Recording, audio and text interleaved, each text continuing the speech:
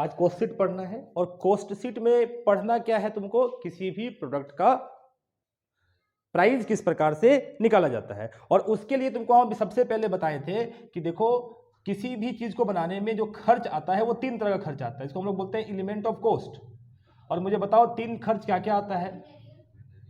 एक तो मटेरियल का खर्चा, एक लेबर का खर्चा और एक अदर एक्सपेंसेस का खर्चा।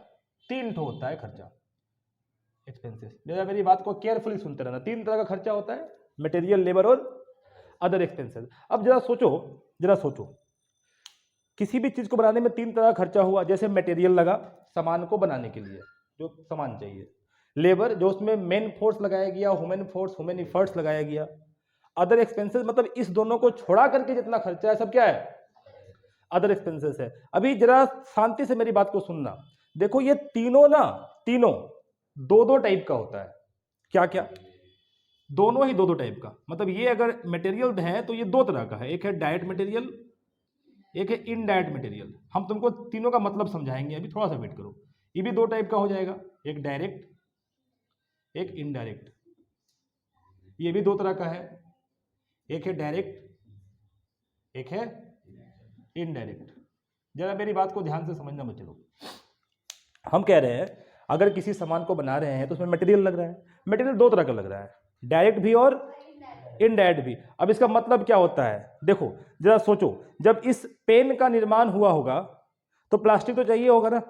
प्लास्टिक कैसा मटेरियल है कि लेबर है कि अदर एक्सपेंसेस है, मटेरियल है। ये डायरेक्ट और डायरेक्ट किससे जुड़ा हुआ है, प्रोडक्शन से। जो डायरेक्ट प्रोडक्शन से जुड़ा हुआ रहेगा उसको बोलेंगे डायरेक्ट मटेरियल। क्या जरूरी है हमारे फैक्ट्री में सिर्फ ऐसा ही मटेरियल का रिक्वायरमेंट होगा जो सीधा सीधा प्रोडक्शन से जुड़ा होगा? क्या कुछ ऐसा सामान नहीं चाहिए जो प्रोडक्शन के अलावा भी जरूरत पड़ता है? मेरा बात समझ में आ रहा है कि नहीं आ रहा है? उसको क्या बोलेंगे, इनडायरेक्ट मटेरियल। जो सीधा सीधा प्रोडक्शन से जुड़ा हुआ है क्या बोलते हैं उसको, डायरेक्ट मटेरियल। और जो उसके अलावा कोई भी मटेरियल का रिक्वायरमेंट है उसको क्या बोलेंगे, इनडायरेक्ट मटेरियल। तुम दूसरा सोच सकता है, हमारे बिजनेस में जो मशीन में बैठ के काम कर रहा है, जो लेबर जो सीधा सीधा सामान बना रहा है, वो डायरेक्ट लेबर। उसके अलावा झाड़ू पोछा वाला भी तो चाहिए, चाय पहुंचाने वाला लेबर भी तो चाहिए। लेबर तो वो भी है, लेकिन वो सीधा सीधा प्रोडक्शन से जुड़ा हुआ नहीं है। क्या बोलेंगे उसको, इनडायरेक्ट लेबर। इसके अलावा उसी प्रकार जो अदर खर्चा है, माने इन दोनों को छोड़ा के जो तीसरा खर्चा है, वो भी अगर डायरेक्ट जुड़ा हुआ है प्रोडक्शन से तो डायरेक्ट अदर एक्सपेंसेस, नहीं जुड़ा हुआ है इनडायरेक्ट अदर एक्सपेंसेस। हालांकि जब तुम अपने सामान का दाम निकालोगे तो क्या तुम इस 6 को जोड़ोगे? मेरा बात समझ में आ रहा है कि नहीं? तब तो टोटल खर्चा मालूम पड़ेगा, किसी को भी छोड़ नहीं सकते हैं। लेकिन बात यह है कि देखो ऐसे डायरेक्ट ये 6 को जोड़ना ठीक नहीं है। इसको ना ये लोग अलग अलग बाइफरकेट किया, अलग अलग नाम दिया। अब नाम किस प्रकार से दिया है ये सुनो। देखो सबसे पहले तुमको क्या करना है, तीनों का डायरेक्ट जोड़ लो। मतलब डायरेक्ट मटेरियल, डायरेक्ट लेबर और डायरेक्ट अदर एक्सपेंसेस, है ना। लेबर और डायरेक्ट अदर एक्सपेंसेस, ये तीनों को अगर जोड़ोगी अनु, तो जो आंसर आएगा उसे हम लोग नाम देंगे प्राइम कॉस्ट। क्या नाम देंगे, प्राइम कॉस्ट। अच्छा, प्राइम का मतलब जानते हो क्या होता है? प्राइम माने होता है मेन। बताओ मेन खर्चा यही है कि नहीं है? क्या इसके बिना सामान बन सकता है? अगर मेरे पास मटेरियल ही ना रहे, अगर मेरे पास लेबर ही ना रहे, और अगर मेरे पास डायरेक्ट एक्सपेंसेस जो डायरेक्ट प्रोडक्शन से जुड़ा है वो वाला ना रहे, क्या सामान का निर्माण होगा? नहीं होगा। मतलब ये तीनों सबसे ज्यादा जरूरी चीज है, प्राइम है, इसलिए इसका नाम ही क्या रखा गया है, प्राइम कॉस्ट। समझ में आ रहा है? और चूंकि सबका डायरेक्ट डायरेक्ट और डायरेक्ट जोड़े हैं, इसलिए इसका दूसरा नाम हो जाता है डायरेक्ट कॉस्ट। देखो मेरा बात समझ में आया कि नहीं आया? तीनों अगर डायरेक्ट खर्चा को जोड़ेंगे तो उसका क्या नाम होगा? सबसे पहले तुमको जब तुम कॉस्ट शीट बनाओगे ना, सबसे पहला जो निकालने देगा वो यही निकालने देगा कि तुम क्या निकाल के दिखाओ, प्राइम। मेरा बात समझ में आया? अभी हम लोग डायरेक्ट जोड़ दिए, अभी इनडायरेक्ट तो बचा हुआ है ना तीनों का। तो अगर तीनों का इनडायरेक्ट जोड़ेंगे तो क्या बोलना चाहिए? चलिए इधर लिखते हैं। मतलब हम कहना चाहते हैं कि तुम यहां पे जोड़ो क्या, इनडायरेक्ट मटेरियल, इनडायरेक्ट लेबर और इनडायरेक्ट अदर एक्सपेंसेस।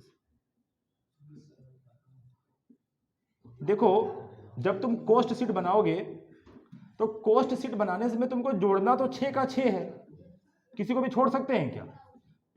देखो इन तीनों को अगर हम जोड़ेंगे ना तो जो निकल करके आएगा उसका नाम होगा ओवरहेड। क्या नाम होगा? ओवरहेड। देखो मेरा बात समझ में आया कि नहीं? मतलब जब तुम कोस्ट शीट बनाओगे तो दो ही चीज जोड़ना है, एगो जोड़ना है प्राइम कोस्ट, एगो जोड़ना है, दोनों को जोड़ दो, आ गया टोटल कोस्ट। बोलो कोई दिक्कत है समझने में? टोटल कोस्ट जो आएगा उसमें थोड़ा सा प्रॉफिट जोड़ दो, जितना तुम्हारा प्रॉफिट है निकल के आ जाएगा सेलिंग प्राइस। बोलो मेरा बात समझ में आ रहा है कि नहीं आ रहा है? कहीं कोई दिक्कत है? माने कोस्ट शीट बनाने समय तुमको ये तीनों भी जोड़ना पड़ेगा, ये तीनों भी जोड़ना पड़ेगा। मेन कौन हुआ? Direct cost. अब अभी मैं इसके बाद जरा मेरी बात को सुनो। अब होता क्या है कि जो ओवरहेड तुमको देखने में लग रहा है ना कि सर पहले इसको जोड़ेंगे और इसको जोड़ के फिर लाके इसको जोड़ देंगे, ये तो लग रहा है, ऐसे नहीं करना है, ऐसे नहीं होता है। मेरी बात को जरा ध्यान से सुनना जो हम बताना चाह रहे हैं। ये तीनों आदमी फैक्ट्री से जुड़ा हुआ है कि नहीं? मशीन में बैठ के काम करने वाला है कि नहीं है? ये मटेरियल का रिक्वायरमेंट कहाँ होगा? फैक्ट्री में होगा कि फैक्ट्री के बाहर होगा? कहाँ होगा? फैक्ट्री में, एकदम फैक्ट्री में, उस मशीन में जहां पे सामान का निर्माण हो रहा है। ये लेबर कहाँ लगेगा? जो निर्माण कर रहा है उसी का बात हो रहा है। ये जो खर्चा है ये कहाँ का है? मैंने टोटल कहने का मेरा अर्थ ये है कि ये तीनों ऐसा खर्चा है जो एकदम से मेन है, जो मशीन में बैठ के खर्चा हो रहा है, एक जगह का खर्चा है।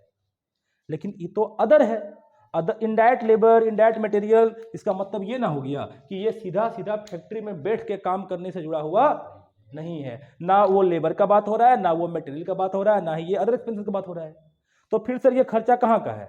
ये खर्चा कहीं भी हो सकता है ये फैक्ट्री में हुआ हो सकता है ये ऑफिस में हुआ हो सकता है सेलिंग करने समय हुआ हो। मेरा बात समझ में आया? तो इसका यूजेस के अनुसार, या यूं कहो कि ये खर्चा कहां पे हुआ है, उसके अनुसार इसको 3 भाग में बांट दिया गया है। समझ में आया मेरा बात? देखो पहला, इसको ओवरहेड को बांट दिया गया है। पहला क्या है? फैक्ट्री ओवरहेड, या फैक्ट्री ओवरहेड का दूसरा नाम है वर्क ओवरहेड। ये वाला खर्चा कहां होगा? नामे में लिखा है फैक्ट्री ओवरहेड, तो कहां खर्चा होगा ये वाला? फैक्ट्री में। थोड़ा नीचे लिखते हैं ना, फैक्ट्री ओवरहेड। अच्छा, उसके बाद 2 नंबर में ऑफिस एंड एडमिनिस्ट्रेशन ओवरहेड। ठीक है, ऑफिस एंड एडमिनिस्ट्रेशन ओवरहेड। और तीसरा वाला जो है वो है सेलिंग एंड डिस्ट्रीब्यूशन ओवरहेड। ठीक है, अब फिर से जरा थोड़ा सा बात को छोटा करके समझते हैं। एक सामान को बनाने के लिए 3 तरह का खर्चा चाहिए। उस तीनों खर्चे को 2-2 भाग में बांटा गया है। तीनों का अगर डायरेक्ट वाला को जोड़ेंगे तो प्राइम कॉस्ट बनेगा, इनडायरेक्ट वाला को जोड़ेंगे तो ओवरहेड बनेगा। जब हम किसी भी सामान का टोटल खर्च निकाल रहे हों तो हमको ये 6 जोड़ना है कि नहीं? जब सामान का हम खर्च निकाल रहे हैं तो क्या करना है हमको? ये 6 का 6 जोड़ना है। ठीक है, लेकिन 6 का 6 जोड़ने समय क्या हम लोग डायरेक्ट 6 जोड़ देंगे? ऐसा एकदम नहीं है। पहले तीनों का डायरेक्ट वाला जोड़ेंगे, क्या बन के निकल के आएगा? Prime cost. फिर क्या जोड़ना है? ओवरहेड। लेकिन ऐसा नहीं है कि इसको एक के बाद में जोड़ देंगे, ये 3 भाग में बटा हुआ है तो एक एक भाग करके जोड़ेंगे। जैसे देखो ना कितना आसान हो गया। तुम बता सकते हो तीनों खर्चा कहां हुआ होगा? फैक्ट्री में हुआ होगा कि नहीं हुआ होगा? क्या फैक्ट्री के बाहर कोई लेबर काम करेगा? अगर फैक्ट्री के बाहर काम करेगा तो डायरेक्ट लेबर बोलेंगे उसको। समझ रहे हो कि नहीं मेरा बात? तो ये सबका सब खर्चा फैक्ट्री में हुआ है कि नहीं हुआ है? अगर ये तो पूरा फैक्ट्री का खर्चा है, इसमें अगर फैक्ट्री ओवरहेड लाके जोड़ देंगे तो हम जान जाएंगे कि टोटल फैक्ट्री में कितना खर्चा हुआ। देखो समझ में आ रहा है कि नहीं? अगर ये ऑफिस वाला खर्चा भी जोड़ देंगे तो ये जान जाएंगे कि फैक्ट्री के साथ साथ ऑफिस तक में कितना खर्चा हुआ। और जब इसको भी जोड़ देंगे तब जानेंगे कि ओवरऑल कितना खर्चा हुआ। मेरा बात समझ में आ रहा है कि नहीं आ रहा है? कि अभी भी दिक्कत है समझने में? मतलब तुम सबसे पहले प्राइम कॉस्ट निकालोगे, फिर एक एक करके इसको जोड़ते जाओगे। ठीक है, और जोड़ते जाओगे तो उस आधार पे तुम्हारा बन करके आएगा कॉस्ट शीट। समझ गए मेरे बात को ध्यान से? इसको फोटो वोटो लेना चाहोगे, उतारना चाहोगे, या वीडियो में बाद में देख लेगा? फोटो खींच लो, ये अपलोड होगा भी नहीं, कोई ठीक थोड़े है, इसको फोटो ले लो।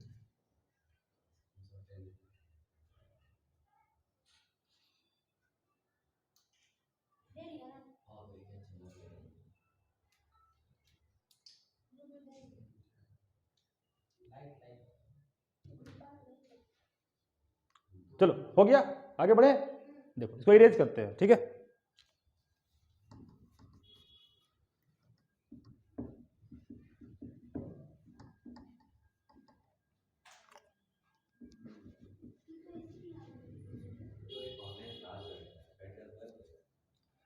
तो ओवरऑल आज के चैप्टर में, आज के इस क्लास में क्या सीखना है कि कोस्ट शीट कैसे बनाया जाता है, ठीक है। अभी तुमको कोस्ट शीट पहले का बैकग्राउंड बता दिए, अब देखो कोस्ट शीट कैसे बनेगा। जब तुम कोस्ट शीट बनाओगे बच्चे लोग, तो कुछ इस प्रकार का एक फॉर्मेट मारोगे, क्योंकि फॉर्मेट में बनाना है, बिना फॉर्मेट का नहीं, ठीक है। ऐसे एक फॉर्मेट बना लोगे।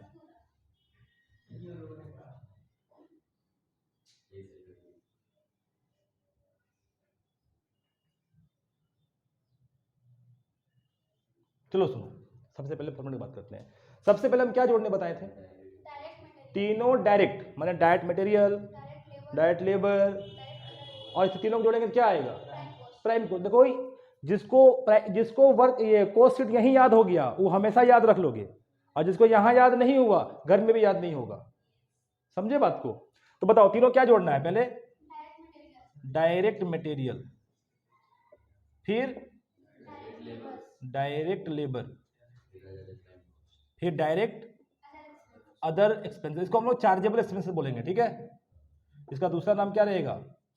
Chargeable expense. तुम्हारा किताब में यही लिखा हुआ रहेगा, तो ध्यान देना थोड़ा सा। तो हम लोग जोड़ लेते हैं तीनों को।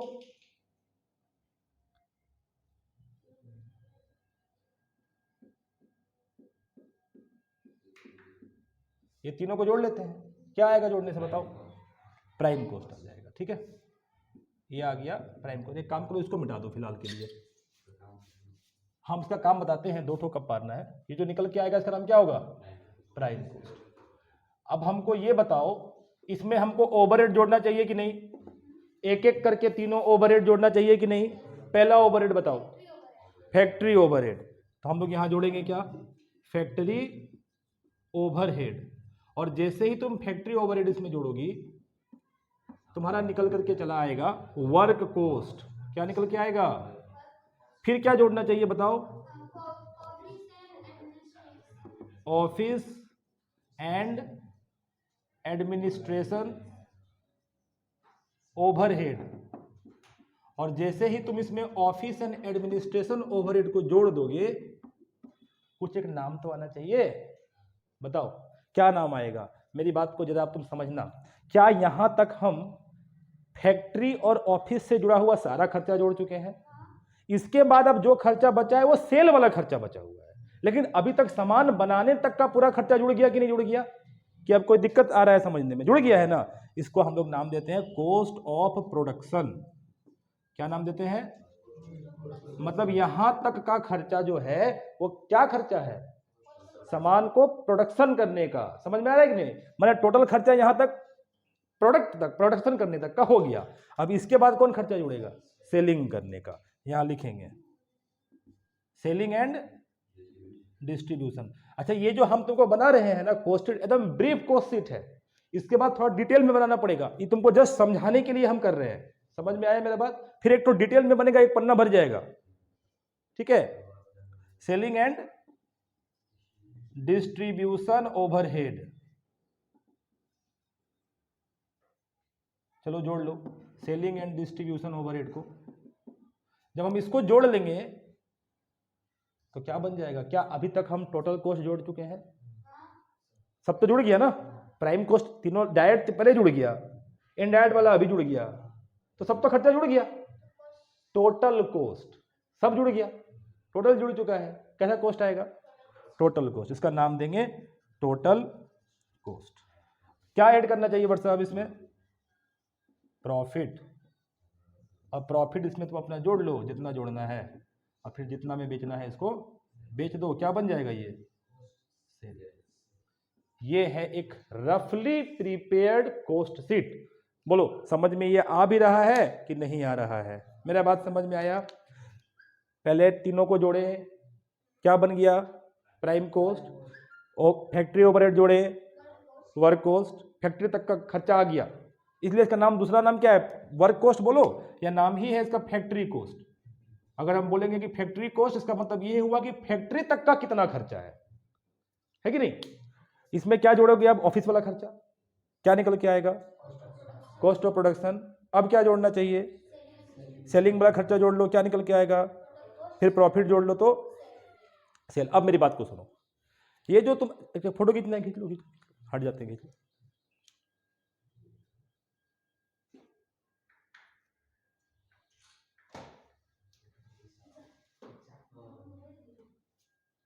ठीक है, अब सुनो, हम कह रहे हैं कि ये जो खर्च हुआ, तुम सब कुछ निकाली, टोटल सेल, सेल तक आ गए, ठीक है। एक बात बताओ, ये जो डायरेक्ट मटेरियल है, सुनते रहेगी मेरी बात को ध्यान से सभी कोई, तुमको पूरा सिलेबस भी साथ साथ समझ में आ जाएगा। ये जो डायरेक्ट मटेरियल है, इसका मतलब क्या समझ में आता है कि कितना रुपया का मटेरियल सामान बनाने में लगा है। तो क्या बिजनेस में ऐसा होता है कि आगे सामान इतना किन के लाए सब लग जाएगा? हो सकता है कुछ बच जाए, हो सकता है पहले से बचा हुआ हो। मतलब बहुत तामझाम है, और ये पूरा तामझाम करके सिर्फ ये निकालना है कि कितना रुपया का मटेरियल लगा है। मेरा बात समझ में आया कि नहीं? समझ में आ रहा है मेरा बात कि नहीं आ रहा है? मतलब कितना का मटेरियल, हम तो यहाँ पे डायरेक्ट मटेरियल, लेकिन ये डायरेक्ट मटेरियल आया कैसे?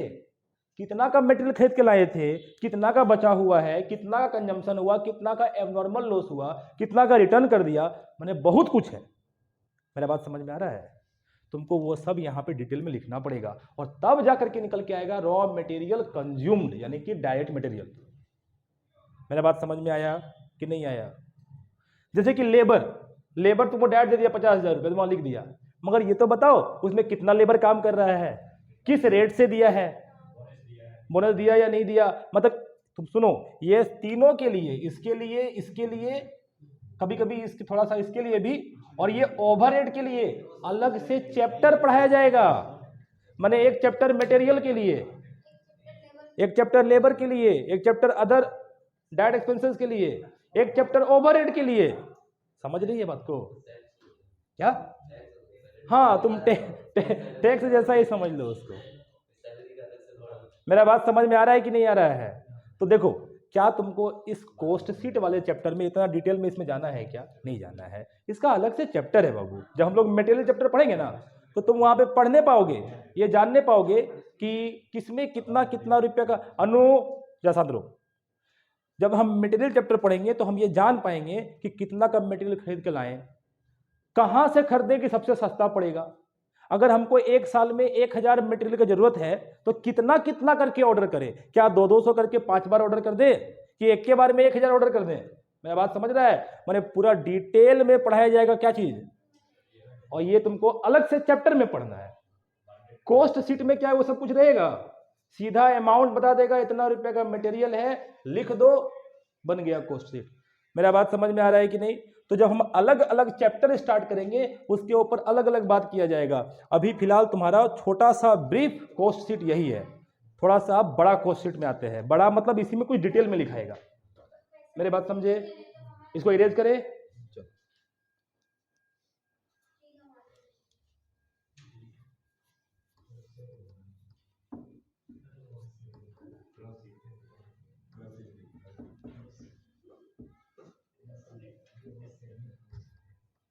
चलो, अभी जो हम कॉस्ट शीट बताने जा रहे हैं, बड़ा वाला फॉर्मेट, अगर तुमको एक बार में याद हो गया तो ये हमेशा याद रह जाएगा। ठीक है? घर, हम बोले ना ऐसा करो कि यहीं पे याद कर लो, घर जाने का झमेले मत रखो, घर जाके पढ़ेंगे तब याद होगा, फिर याद नहीं होगा, क्योंकि यहां तुमको समझा समझा पता है कि ऐसा ऐड हो रहा है तो क्यों हो रहा है। ठीक है, तो देखो स्टार्ट करते हैं।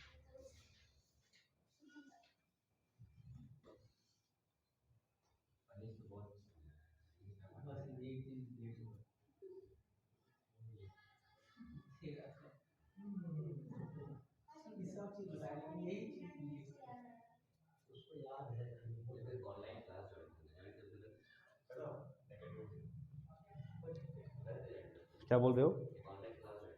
हाँ, तो क्या फ्री में हो रहा है क्या? कर लो, क्या प्रॉब्लम है? फ्री का कोई चीज छोड़ना नहीं चाहिए, फ्री का छोड़ना ही नहीं है। जहर मिला तो खा लो, छोड़ना नहीं है। हाँ, फ्री का मिल रहा है ना। एक व्यक्ति क्या किया, घर में अपना हाथ काटा, तो लोग उससे पूछा कि क्यों काट रहे हो? बोलता है मेरे घर में डिटॉल का डेट एक्सपायर होने वाला था, अब इस डिटॉल का वेस्ट हो जाएगा ना, तो लगाने के लिए थोड़ा हाथ काट लिए, फिर लगा लेंगे उसको। ठीक, तो देख रहे हो तो कितना यूटिलाइजेशन करता है सामान का। अब तुम ये पूछे कि वह व्यक्ति कौन था? मनीष था, और कौन था?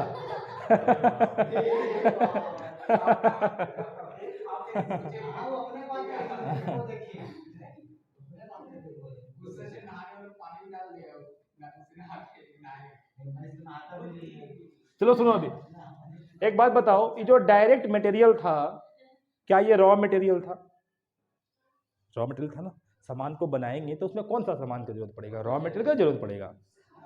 तो ओवरऑल डायरेक्ट मटेरियल मतलब क्या समझा कि कितने रुपए का रॉ मटेरियल को तुम कंज्यूम किया, बनाने समय कितने रुपए का यूज किया, है कि नहीं?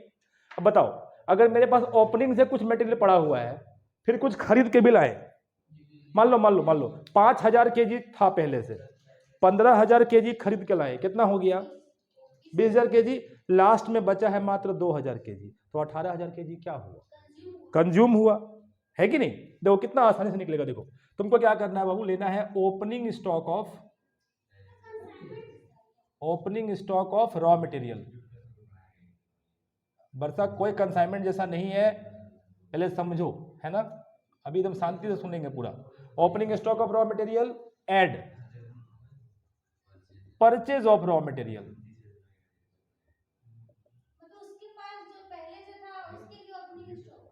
हाँ, जो उसके पास पहले से था वो उसके लिए ओपनिंग स्टॉक था।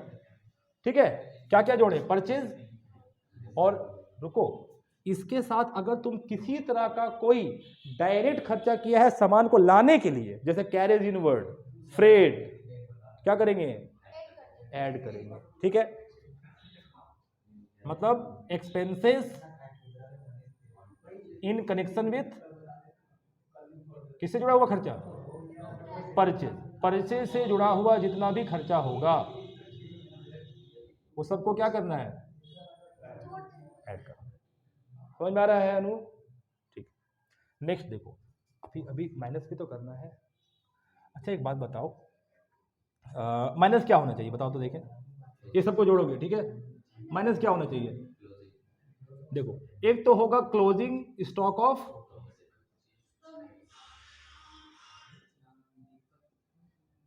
Stock of raw material. इसके साथ और क्या लेस होना चाहिए बोलो? और क्या लेस होना चाहिए?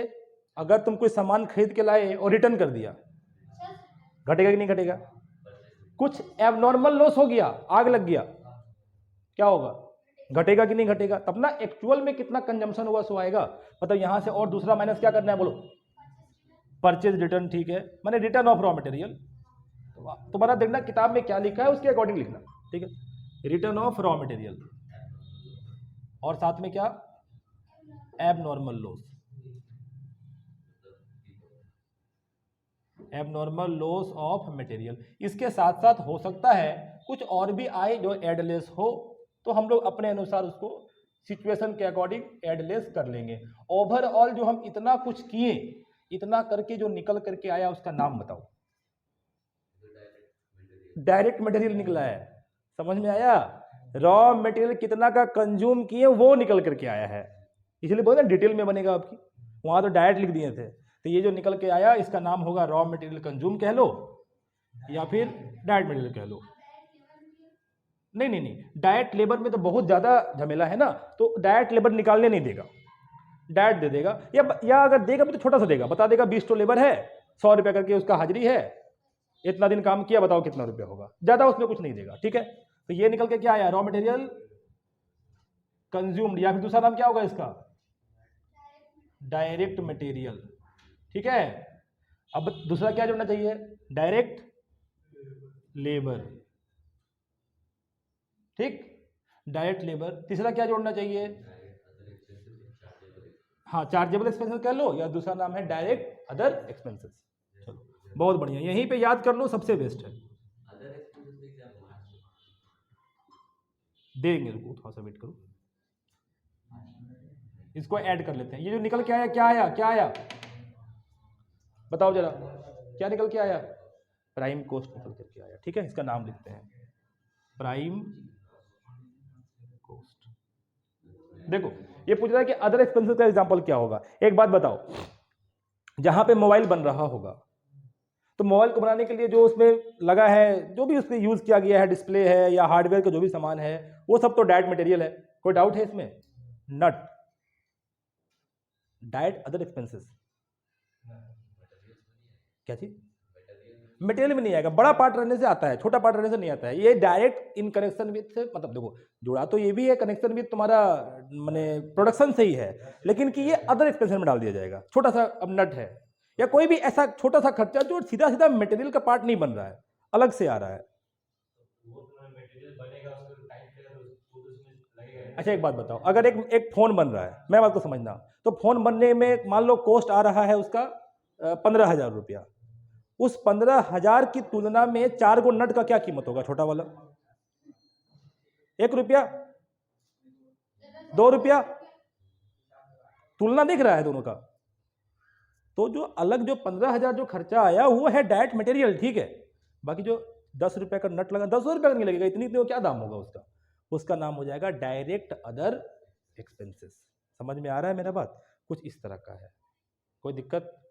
जैसे और दूसरा एग्जांपल देख लो, ये जो इतना बड़ा घर का निर्माण हुआ, इसमें ईंटा लगा, बालू लगा, सीमेंट लगा, सब direct material, direct material, direct material. लेकिन तुम ये सोचो, उसमें तार लाया बांधने के लिए, डायरेक्ट अदर एक्सपेंसेस। जो लेबर मिस्त्री काम कर रहा था ना, वो सीधा सीधा डायरेक्ट लेबर। लेकिन मान लो हम एक और आदमी को रखे हैं जिसका काम है चाय नाश्ता पहुंचाने का सुबह शाम, वो इनडायरेक्ट लेबर हो गया। मेरा बात समझ में आ रहा है कि नहीं आ रहा है? कहीं कोई दिक्कत है क्या? कोई प्रॉब्लम नहीं है? नहीं है। कुछ और एग्जाम्पल दिखते हैं, और एग्जाम्पल देखो, एक तो और समझो। मान लो मेरा एक फैक्ट्री है, केयरफुली सुनना। फैक्ट्री में जो खर्च होता है सो होता ही है, लेकिन कि उस जो भी वहां बन रहा है उसमें थोड़ा ग्रीस का जरूरत पड़ता है। ग्रीस समझ में आता है ना? तो ग्रीस का जरूरत पड़ता है, तो सब देखो ग्रीस का बहुत कम कीमत होता है। तो वो जो सब काम वाम होने के बाद जो थोड़ा ग्रीस लगाया गया काम में, वो हो गया डायरेक्ट अदर एक्सपेंसेस। मान के चलो वही वाला ग्रीस ले जा करके कंपनी अपना शटर गेट में लगा दिया, वो भी तो खर्चा है, लेकिन वो डायरेक्ट प्रोडक्शन से जुड़ा हुआ नहीं है, इसलिए उसका नाम क्या हो जाएगा? Indirect other expenses. हमको सब जोड़ना है भाई। क्या चीज? किस में आ जाएगा? हाँ, अरे तीनों ओवरहेड जोड़ लो ना, बस बात खत्म हो गया, क्या उतना सोचना है? कोई दिक्कत है क्या समझने का? कोई प्रॉब्लम?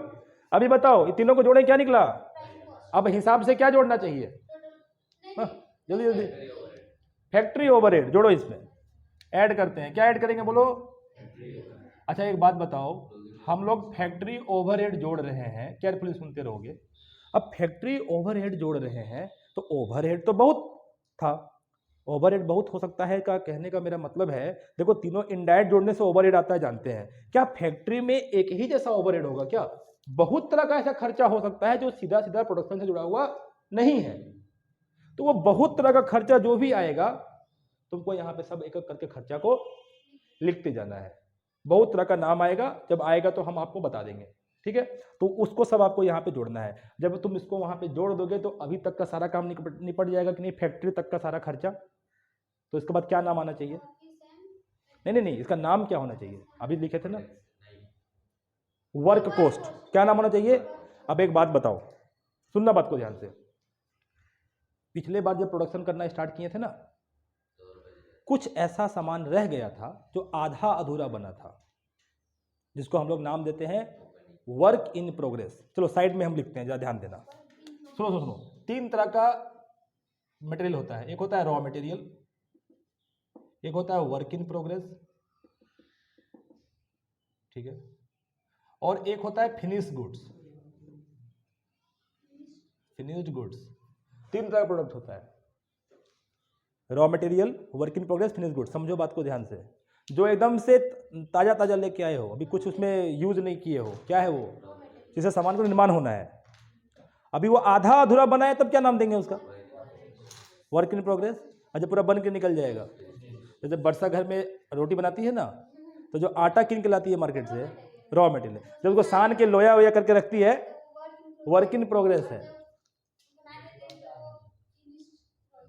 समझ में आया मेरे बात के लिए, फिनिश गुड्स हो जाता है जब रोटी बन जाता है तो। अब एक तो इसी तरह से एग्जांपल दे रहे थे 6th सेमेस्टर वाला को, उन लोग को प्रोसेस कोस्टिंग पढ़ा रहे थे, उसमें आता है तुम्हारा मेन प्रोडक्ट और बाय प्रोडक्ट। जैसे किसी चीज़ का जब हम निर्माण करते हैं ना, तो मेन प्रोडक्ट तो बनता ही है, साथ में बन जाता है बाय प्रोडक्ट। फॉर एग्जाम्पल देखो, जब तुम गन्ना का जूस पीने गए होगे, तो गन्ना को डाल के जूस निकालता है, तो जूस मेन प्रोडक्ट है, लेकिन साथ में गन्ना का छिलका भी तो निकल जा रहा है, कुछ बेच के उधर से पैसा आ जाता है, तो वो जो है उसको हम लोग बोलते हैं बाय प्रोडक्ट। क्या बोलते हैं? तो उसी में एक लड़का था, वो यादव है, तो कहता है सर मेरे घर में जो भैंस है जब उसका हम दूध निकालते हैं वो है मेन प्रोडक्ट, और जब वो गोबर करती है उससे जो उपला बनता है वो क्या है, उसको बेच के तो पैसा आता है, वो क्या है, बाय प्रोडक्ट है। तो कैसे नहीं है,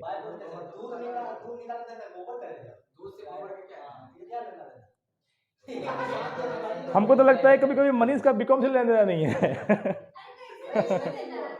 अरे तुम समझे नहीं बात को। देखो, जब किसी सामान का निर्माण करते हैं तो जो मेन सामान बन के निकलता है, उस बहुत वो दिमाग वाला बच्चा था, वो ठीक पकड़ लिया बात को। जब किसी चीज का निर्माण करते हैं तो जो मेन सामान निकलता है, क्या बोलते हैं उसको, मेन प्रोडक्ट। उसके साथ साथ जो अनचाहा चीज भी आ जाता है, क्या बोलते हैं उसको, बाय प्रोडक्ट। गन्ना वाला सिर्फ चाहता है गन्ना का जूस निकले, लेकिन छिलका भी तो आ गया, कैसा प्रोडक्ट है वो, बाय प्रोडक्ट। बाय प्रोडक्ट को बेच के बहुत कम पैसा आता है, मेन प्रोडक्ट को बेच के ज्यादा पैसा आता है। हाँ, सरसों, जब हम सरसों निकालते हैं तो सरसों का तेल आया, वो तो मेन प्रोडक्ट। उसका जो बच गया वो क्या बोलते हैं उसको, खली, वो भी तो खली के दाम में बिक जाता है, पशु लोग खाता है, वो कैसा प्रोडक्ट, बाय प्रोडक्ट। समझ में आया? खैर अभी हम लोग प्रोसेस कॉस्टिंग पढ़ नहीं रहे हैं, बस बात आया तो बता दिए।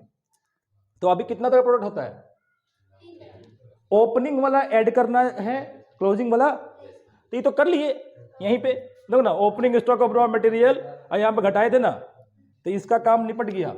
अब किसका आने वाला है, वर्क इन प्रोग्रेस। एक बात बताओ, सुनो मनीष, इधर ध्यान दो बाबू। जब पिछले साल सामान का निर्माण कर रहे थे तो कुछ सामान ऐसा था ना जो आधा अधूरा बना हुआ था, तो जब इस बार सामान का निर्माण करोगे तो उस आधा अधूरा बना हुआ सामान को छोड़ दोगे क्या, उसको साथ में लेते हुए ना निर्माण करेंगे। तो जब पिछले साल का जब आधा अधूरा बना हुआ सामान हमारे पास रखा हुआ है और इस साल भी कुछ हम निर्माण करने बैठ गए, तब तो मेरा सामान का क्वांटिटी बढ़ जाएगा, बढ़ेगा कि नहीं बढ़ेगा। तो हमको चाहिए कि हम यहां पे जाकर के ऐड कर दें, क्या, ओपनिंग वाला वर्क इन प्रोग्रेस को ऐड कर दें, ओपनिंग वर्क इन प्रोग्रेस।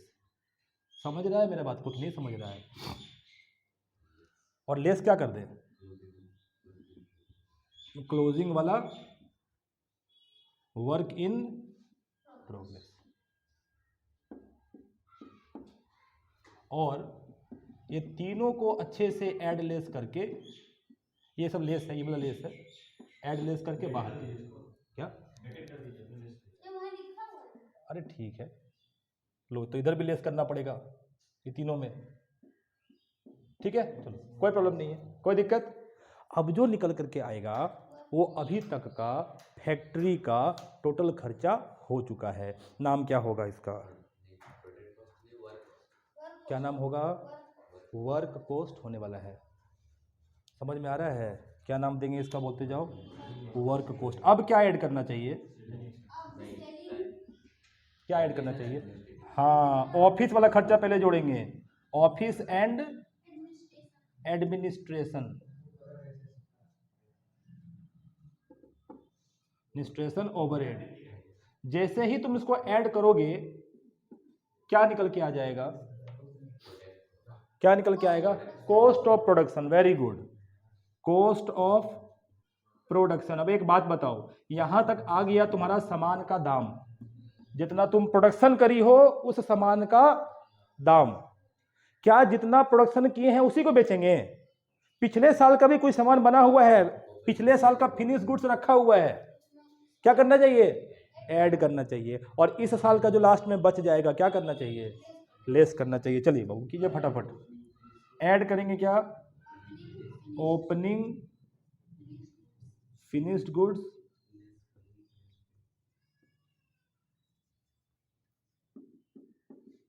और लेस करना पड़ेगा क्लोजिंग फिनिश गुड्स।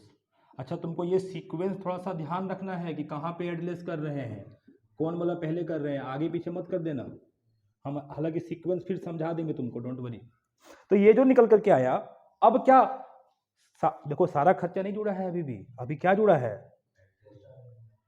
ऑफिस तक का खर्चा जुड़ा है। ऑफिस तक का खर्चा का नाम क्या था? जितना सामान का प्रोडक्शन किए, ये सामान तो पहले से था, जो प्रोडक्शन नहीं किए हैं, इसको जब एडलेस करोगे तो इसका नाम हो जाएगा कॉस्ट ऑफ गुड्स सोल्ड। क्या नाम होगा? Cost of. अब तुम खुद ही सोचो ना, मान के चलो यहां तक तुम प्रोडक्शन किए 5000 यूनिट, पहले से था 2000 यूनिट, कितना हो गया? 7000 हो गया कि नहीं? लास्ट में देखिए 1000 यूनिट बचा हुआ है, इसका मतलब 6000 यूनिट क्या हो गया? सेल हो गया। इसका नाम क्या है? कॉस्ट। किसका कॉस्ट? Goods sold. जितना गुड्स बिका उसका कॉस्ट। समझ रहे हो? ये जो बिका उसका कॉस्ट प्रोडक्शन तक। अब इसमें क्या जोड़ना चाहिए? सेलिंग वाला खर्चा। चलिए जोड़िए फटाफट। ऐड करेंगे क्या? Selling and distribution overhead. और जब तुम ये सेलिंग वाला खर्चा जोड़ लोगे तब निकल करके आएगा क्या? टोटल कॉस्ट, या दूसरा नाम हो जाता है कॉस्ट ऑफ सेल। अरे प्रोडक्शन तो ऊपर में हो गया था, कॉस्ट ऑफ सेल। और इसमें जाकर के जोड़ लेना है क्या? अब तो खत्म हो गया। ऐड कर लेना है इसमें प्रॉफिट, निकल के चला आ जाएगा सेल, और हो गया सवाल कंप्लीट। ये हो जाएगा सेल, हो गया सवाल कंप्लीट। चलो अभी हम तुमको दोबारा एक बार रिपीट कर, क्या बोले? टैक्स क्या? टैक्स मतलब खर्चा पूछ रहा है ऑफिस एंड एडमिनिस्ट्रेशन में। बिल्कुल बिल्कुल ठीक है। तो खैर उसके ऊपर हम लोग जैसा सवाल में आएगा बनाएंगे। पहले तुम जरा इस पे फोकस करो। अभी हम किस तरह से कॉस्ट का निकाले हैं बाबू। सबसे पहला क्या तुमको निकालना है? Raw material consume. कहाँ गया? इधर। रॉ मटेरियल कंज्यूम यानी कि डायरेक्ट मटेरियल। कैसे निकालेंगे? इतना कुछ करना है, ये आ जाएगा, फिर क्या जोड़ेंगे? फिर इतने जोड़ने से क्या हो जाएगा? Prime cost. अब क्या? फैक्ट्री ओवरहेड जोड़ेंगे साथ में, अगर कुछ वर्क इन प्रोग्रेस है। अब बताओ, वर्क इन प्रोग्रेस फैक्ट्री में जोड़े, देखो फैक्ट्री में, और ऊपर में जोड़े थे रॉ मटेरियल वाला। एड्रेस हो गया। क्या निकल कर क्या आया? Work cost. अब इसमें ऑफिस का खर्चा जोड़ो पहले। तो ऑफिस का खर्चा जोड़ने से जितना तुम प्रोडक्शन करे हो उतना तक का दाम निकला। अब जोड़ो जो फिनिश गुड्स पहले से था हमारे पास, एडलेस करेंगे, निकल करके आएगा cost of goods sold. Last में जोड़ लो सेलिंग का खर्चा, आ जाएगा टोटल कॉस्ट, फिर प्रॉफिट जोड़ लो, सेल्स आ जाएगा। मेरा बात समझ में आया कि नहीं आया? चलो इसका एक फोटो लो, इसको अभी ही समझ लो, घर जगह फिर भी कॉपी में वो उतार लेगा। ठीक है, चलो फोटो वोटो खींचो इसका। और इसके ऊपर सवाल हम लोग नेक्स्ट वीडियो में करेंगे। ठीक है, चलिए मिलते हैं अगली क्लास में। बाय बाय सभी को।